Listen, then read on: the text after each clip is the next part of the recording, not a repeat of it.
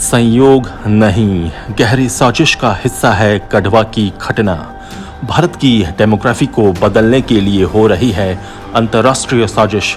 अफगानिस्तान से लेकर बांग्लादेश तक एक इस्लामी कॉरिडोर बनाने की है योजना। नमस्कार, आजाद सिपाही के विशेष में आपका स्वागत है। मैं हूं राकेश सिंह। झारखंड के गढ़वा जिले के कोरवाडीह गांव के मिडिल स्कूल में 2 दिन पहले जो घटना सामने आई वो पूरे देश के लिए चिंतनीय है। महाराष्ट्र के अमरावती और राजस्थान के उदयपुर में 2 लोगों की नृशंस हत्या के बाद स्कूल में प्रार्थना के मुद्दे पर विवाद खड़ा करना और एक समुदाय द्वारा अपनी आबादी को अधिक बताकर पूर्व के प्रार्थना नियम को बदलवाना इसलिए चिंतनीय है क्योंकि ये सब एक सुनियोजित अंतर्राष्ट्रीय साजिश का हिस्सा है। गढ़वा की घटना को अलग थलग कर नहीं देखा जा सकता है क्योंकि ये महज एक शुरुआत है। ठीक वैसे ही जैसे भारत में ईश निंदा या पैगंबर मोहम्मद के खिलाफ टिप्पणी करने पर हत्या करने की धमकी देने की घटना हुई है। इस साजिश के बारे में पश्चिमी देशों की खुफिया एजेंसियों ने 3 साल पहले ही कैराने की घटना के बाद तैयार किए गए एक विस्तृत दस्तावेज में आशंका व्यक्त कर दी थी।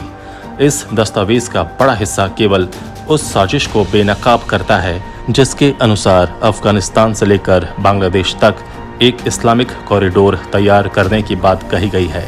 इस कॉरिडोर में भारत एक बाधा है, इसलिए यहाँ की डेमोग्राफी में ही बदलाव की पुरजोर कोशिश जारी है। चाहे अमरावती हो या उदयपुर, बिहार का सीतामढ़ी हो या फिर झारखंड का गढ़वा, लोहरदगा या रांची, हाल के दिनों में जो सांप्रदायिक घटनाएं हुई हैं सब इसी साजिश का हिस्सा हैं। पश्चिमी देशों की खुफिया एजेंसियों ने 9/11 के बाद दुनिया भर में इस्लामी आतंकवाद पर जो विस्तृत दस्तावेज तैयार किया है उसमें भी इसका उल्लेख किया गया है।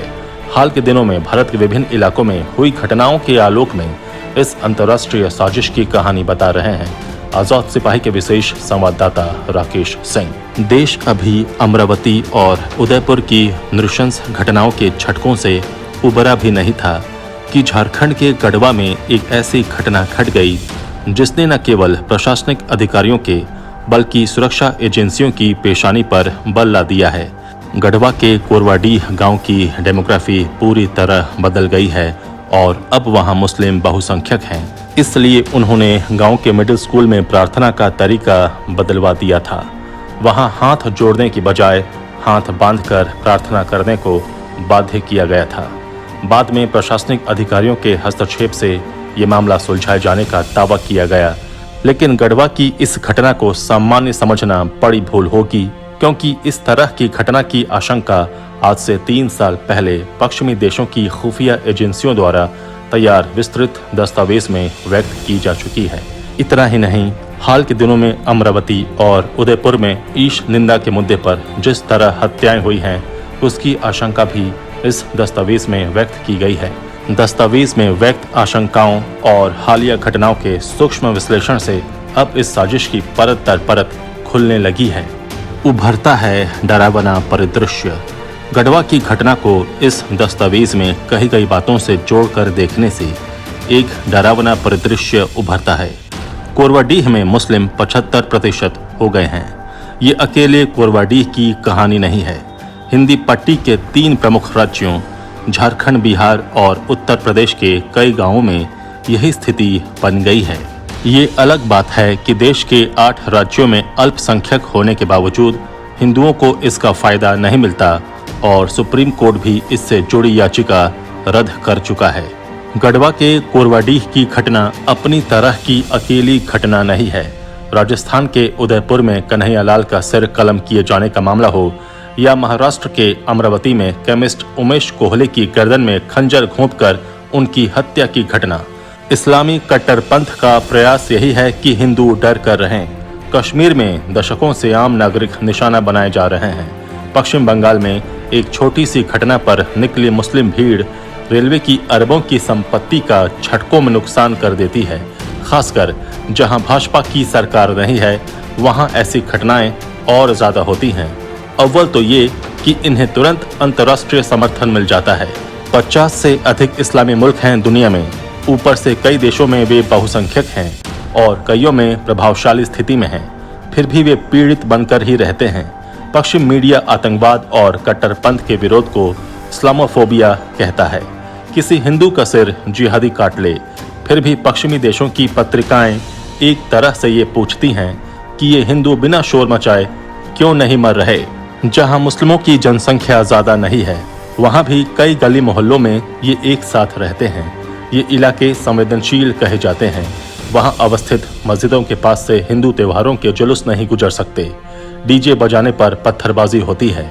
सार्वजनिक स्थान पर शांतिपूर्ण हनुमान चालीसा पाठ को गुंडाई बता दिया जाता है। यानी इनकी मंशा है कि भारत में शरिया का पालन मुस्लिम ही नहीं, सभी गैर मुस्लिम भी करें। शुरुआत उदयपुर के कातिलों की कहानी से। उदयपुर में हुई घटना के बाद पकड़े गए मोहम्मद गौस और रियाज के मोबाइल फोन से की गई 12 सेकंड से लेकर 38 सेकंड की 54 कॉल देश में ISIS के स्लीपर सेल का पूरा मॉड्यूल खोलकर रख देंगी। उदयपुर की घटना के बाद जांच एजेंसियों को कुछ ऐसे अहम सुराग हाथ लगे हैं जो इशारा करते हैं कि मोहम्मद गौस और रियाज ISIS के स्लीपर सेल अल शुफा को मजबूत करने के लिए न सिर्फ उत्तर प्रदेश और महाराष्ट्र बल्कि केरल और पश्चिम बंगाल तक में अपनी जड़ें फैलाने में लगे थे। इस पूरे मामले की जांच कर रही मुख्य जांच एजेंसी के अलावा देश के अलग अलग हिस्सों में जांच एजेंसियों को जो सबूत मिले हैं उससे इशारे बिल्कुल साफ हैं कि अभी न सिर्फ बहुत कुछ मिलना बाकी है बल्कि बड़े खुलासे होने भी बाकी हैं। जांच एजेंसियों के मुताबिक उदयपुर की घटना गिरफ्तार मोहम्मद गौस और रियाज के मोबाइल और उनकी कॉल डिटेल एक अलग ही कहानी कह रही है। दोनों के मोबाइल नंबर की कॉल डिटेल निकालने के बाद कुछ नंबर ऐसे मिले हैं जिनसे दोनों आरोपी छोटी छोटी और बहुत कम सेकंड की बात करते थे। घटना को अंजाम देने से पहले दोनों हत्यारों ने देश के अलग अलग राज्यों में 12 से 38 सेकंड की कई कॉल की थीं। इसमें यूपी, महाराष्ट्र, राजस्थान, केरल और पश्चिम बंगाल के कुछ शहर शामिल हैं। इन अलग अलग राज्यों के कुछ प्रमुख शहरों में 54 ऐसे नंबर मिले हैं जो देश में पाकिस्तानी आतंकी संगठनों से जुड़े नेटवर्क के साथ साथ अल शुफा जैसे संगठनों की स्लीपर सेल की तह तक जाने में मददगार साबित हो सकते हैं। उदयपुर घटना में पकड़े गए दोनों आरोपियों के मोबाइल में 54 कॉल ऐसी मिली है जो बड़े नेटवर्क का इशारा कर रही हैं। ये कॉल देश के कई अलग अलग राज्यों में नेटवर्क को विस्तार देने के लिए की गई हैं। देश में उत्तर प्रदेश, महाराष्ट्र और पश्चिम बंगाल समेत केरल का भी नाम सामने आ रहा है। उदयपुर में इस विभत्स घटना को अंजाम देने वाले रियाज और मोहम्मद गौस दावते इस्लामी संगठन के जरिए ISIS के स्लीपर सेल अल शुफा को मजबूत करने का काम कर रहे थे। इसके लिए बाकायदा ये दोनों आरोपी पाकिस्तान के अलावा दुनिया के अलग अलग मुल्कों में फैले आतंकी संगठनों के संपर्क में भी थे।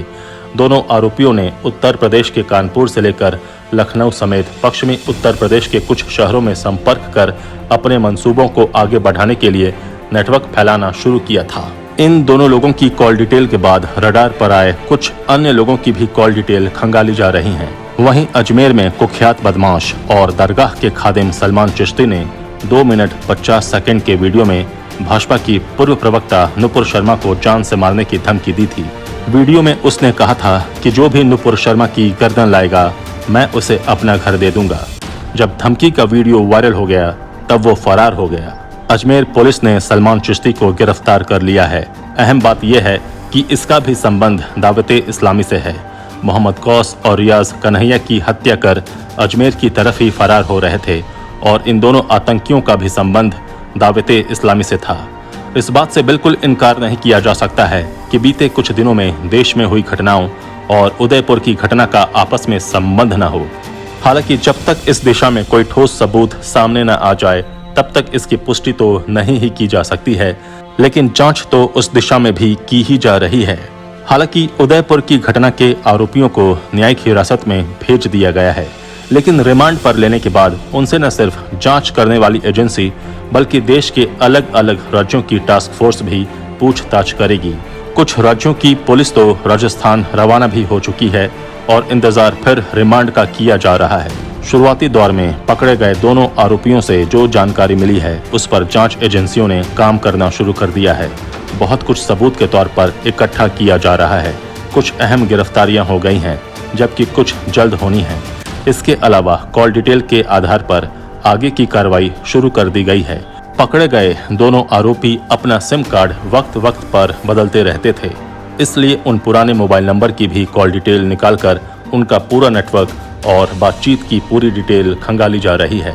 जानकारों का कहना है कि जब कभी किसी बड़ी घटना को अंजाम दिया जाता है तो पेशेवर अपराधी या आतंकी बहुत ज्यादा देर तक बात नहीं करते हैं। खुफिया एजेंसी से जुड़े रहे अधिकारियों का मानना है कि ये कम सेकंड की बातचीत या तो निर्देश देने के लिए की जाती है या सिर्फ निर्देश लेने के लिए।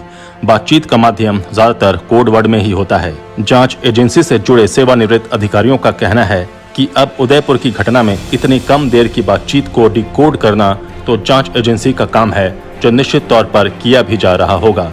जो शुरुआती दौर में सबूत मिले हैं वे एक ऐसे नेटवर्क की ओर इशारा कर रहे हैं जो न सिर्फ सक्रिय बल्कि स्लीपर मोड में देश के अलग अलग राज्यों में फैला है। क्या है पश्चिम के खुफिया दस्तावेज में? अमेरिका में हुए 9/11 के आतंकी हमले के बाद पश्चिमी देशों ने दुनिया भर में इस्लामी आतंकवाद पर अध्ययन का सिलसिला शुरू किया था।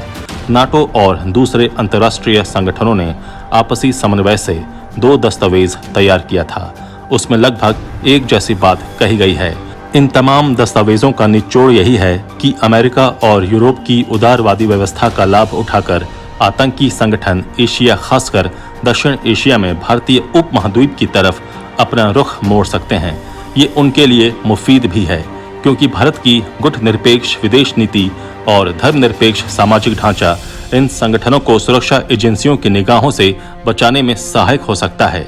दस्तावेज में आशंका जताई गई है कि भारत में अब इस्लामी आतंक का दूसरा स्वरूप देखने को मिल सकता है, जिसमें ईश निंदा, डेमोग्राफी में बदलाव के बाद स्थानीय प्रशासन पर कब्जा और धार्मिक टकराव जैसे हथकंडे अपनाए जा सकते हैं।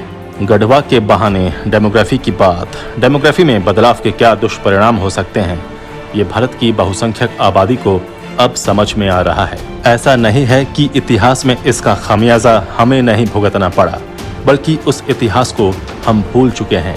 पाकिस्तान के रूप में हमारा 8 लाख वर्ग किलोमीटर का क्षेत्र और बांग्लादेश के रूप में 1.5 लाख वर्ग किलोमीटर क्षेत्र हमसे छिन गया। अफगानिस्तान जो पहले भारत का हिस्सा हुआ करता था, आज उस 6.5 लाख वर्ग किलोमीटर में शरिया चलता है। यानी कुल मिलाकर ये 16 लाख वर्ग किलोमीटर का क्षेत्र हमारे हाथों से फिसल गया। ये कोई छोटा क्षेत्र नहीं है, बल्कि भारत के वर्तमान क्षेत्रफल का लगभग आधा है, अर्थात आधा भारत हमने खो दिया। वहाँ आज हिंदू बेहाल हैं। पाकिस्तान में उनकी बहु बेटियों का अपहरण कर जबरन धर्मांतरण और निकाह करा दिया जाता है। अफगानिस्तान में गुरु ग्रंथ साहिब सिर पर उठाकर भारत लाना पड़ता है और बांग्लादेश में एक झूठी अफवाह के कारण देश भर में दुर्गा पूजा पंडालों पर हमला होते हैं। ये होता है जनसांख्यिकी या डेमोग्राफी में बदलाव का असर। 1930 के दशक के कराची में महाशिवरात्रि के मेले में भीड़ दिखती थी। आम हिंदू वहां आते थे। समृद्ध हिंदुओं की गाड़ियां आती थी। आज कराची में इस तरह के नज़ारे के बारे में कोई सोच भी नहीं सकता। क्यों? क्योंकि ये मुस्लिम बहुल इलाका है। नेपाल, भूटान, तिब्बत या म्यांमार भी प्राचीन भारत से अलग हुए, लेकिन वहाँ हिंदुओं पर अत्याचार नहीं होते, कारण कि वहाँ मुस्लिम बहुसंख्यक नहीं हैं। अफगानिस्तान में शरिया लागू है। यहाँ तक कि सिनेमा और गीत संगीत पर भी प्रतिबंध है। भगवान बुद्ध की प्रतिमा को बम से उड़ा दिया गया। गुरुद्वारों पर हमला होते हैं। बांग्लादेश में कुरान के अपमान की झूठी अफवाह से कैसे देश भर के मंदिरों पर हमले और आगजनी हुई हमने देखा। तीनों देशों में अल्पसंख्यकों, खासकर हिंदुओं की जनसंख्या पिछले कुछ दशकों में कई गुना कम हो गई।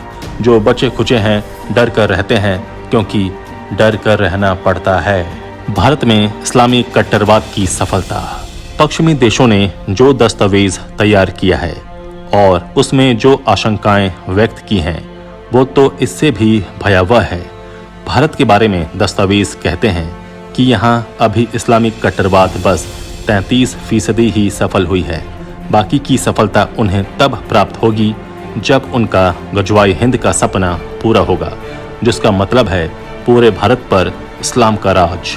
दस्तावेज इसलिए भी विश्वसनीय लगता है क्योंकि इसकी एक साजिश हमें तभी देखने को मिली थी जब देश के बंटवारे के समय बांग्लादेश, तब पूर्वी पाकिस्तान से लेकर पाकिस्तान तक एक मुस्लिम पट्टी की मांग की गई थी, अर्थात भारत के बीचों बीच मुस्लिम जनसंख्या बढ़ाकर देश को और खंडित करना।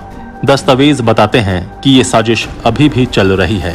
बांग्लादेश से पाकिस्तान तक एक मुस्लिम पट्टी बनाए जाने के आरोप लगते रहे हैं, यानी रास्ते में आने वाले सभी जिलों को मुस्लिम बहुसंख्यक बना दो। इससे न सिर्फ भारत के टुकड़े होंगे बल्कि हिंदू भी डर कर रहेंगे। पश्चिम बंगाल, बिहार, झारखंड, उत्तर प्रदेश और हरियाणा जैसे राज्यों पर इसका सबसे ज्यादा असर पड़ रहा है। दस्तावेज में इस मुस्लिम गलियारे के बारे में बताते हुए जानकारी दी गई है कि कैसे इससे पाकिस्तान और बांग्लादेश को जोड़ने की साजिश चल रही है। इस गलियारे में आने वाले शहरों की डेमोग्राफी अब पूरी तरह बदल चुकी है। उदाहरण के लिए मुजफ्फरनगर में अब 50.14% मुस्लिम हैं, जबकि सीवान में 43% और गढ़वा में 13%। कैराना से हिंदुओं के पलायन और पश्चिम बंगाल में रोहिंग्या मुसलमानों के बढ़ते प्रभाव को दस्तावेज में इसे जोड़कर देखा गया है। उत्तराखंड में भी डेमोग्राफी बदलने की बात सामने आई है। पर्यटन और हिंदू तीर्थाटन आधारित इस राज्य के उद्योग धंधों में बाहरी मुस्लिमों का वर्चस्व हो गया है। यहाँ तक कि 4 धाम यात्रा को प्रमोट करने, मैनेज करने का काम भी बाहर की मुस्लिम कंपनियों को मिल गया है। और तो और रोपवे के माध्यम से यमुनोत्री धाम में भी उनकी एंट्री हो गई है। समझा जा सकता है हिंदू धार्मिक स्थलों पर बाहरी मुस्लिम कंपनियों का कब्जा क्या रंग लाएगा। पश्चिम बंगाल में तो लगभग 1/3 जनसंख्या मुस्लिमों की होने जा रही है। तभी भाजपा कार्यकर्ताओं के नरसंहार पर मुस्लिमों की बदौलत सत्ता में आई मुख्यमंत्री ममता बनर्जी चुप रहती हैं। हैदराबाद की सभी विधानसभा और लोकसभा सीटें असदुद्दीन ओवैसी को जाती हैं। बिहार के सीमांचल में मुस्लिम उम्मीदवार ही जीतते हैं। ये होता है डेमोग्राफी में बदलाव का असर। और हमारा देश कश्मीर को कैसे भूल सकता है। लाखों की संख्या में जहां पंडित हुआ करते थे और डल झील के किनारे मंत्र जपते पंडित जिस राज्य की पहचान थे, वहां से उन्हें अपनी घर संपत्ति छोड़कर भागना पड़ा और अपने ही देश में शरणार्थी बनकर जीना पड़ रहा है। नरसंहार हुआ, बलात्कार हुआ, पलायन हुआ और बदल गई डेमोग्राफी। इसकी कोई गारंटी नहीं कि यह प्रक्रिया भारत के अन्य हिस्सों में नहीं दोहराई जाएगी। गुजरात में एक चैन कॉलोनी का इस्लामीकरण कर दिया गया, जहां अहिंसक जैनियों को कटते हुए पशुओं की चीख सुननी पड़ती है। यही तो है डेमोग्राफी बदलाव की प्रक्रिया। इस डरावने परिदृश्य को हर हाल में रोकना ही होगा। डेमोग्राफी में बदलाव के कारण आज झारखंड जैसे राज्यों में आदिवासी अल्पसंख्यक हो गए हैं, लेकिन उस तरह किसी का ध्यान नहीं है। देश का बड़ा हिस्सा आज इसी प्रक्रिया से गुजर रहा है।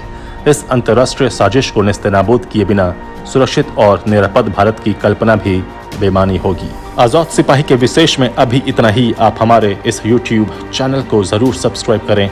आप हमारे Facebook पेज को भी जरूर फॉलो करें और भी अन्य खबरों के लिए पढ़ते रहिए अपना लोकप्रिय दैनिक अखबार आजाद सिपाही।